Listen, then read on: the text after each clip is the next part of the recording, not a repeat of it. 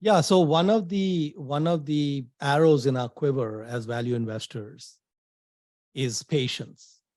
So in general, we don't really have, for the most part, an information edge.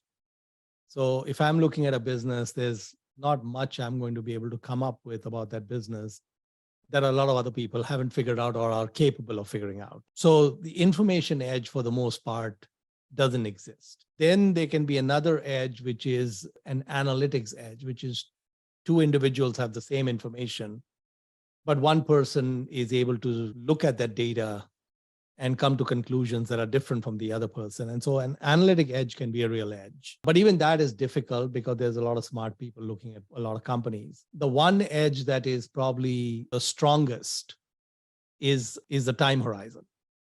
And even Jeff Bezos says that a lot of his competitors are focused on the next 1, 2, or 3 years.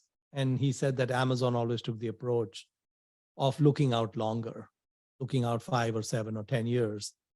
And he said that when they looked out longer and they invested with that longer time horizon, they got an edge. And they were willing to make investments where they knew that the payoff is not going to come in 3 years. So I think, yes, the ability of an investor to think longer term. And this is one of the reasons why the index does so well. The index is too dumb to know that it owns Microsoft.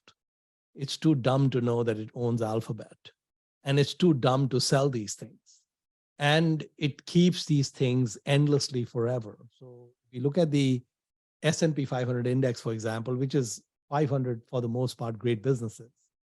And every year they might take one or two businesses out and replace them with one or two new ones. But usually the ones they take out are not the ones that are climbing. Like recently they removed General Electric from the Dow Industrial Average. And if you look at the Dow Jones Industrial Average over time, in general, you get rising stars going in and you get kind of companies that are kind of long in the tooth and have passed their prime being taken out. The S&P 500 would hold an Apple or a Microsoft or a Amazon or Alphabet for 20 years, 30 years. And that type of holding period on these great businesses can be a great edge.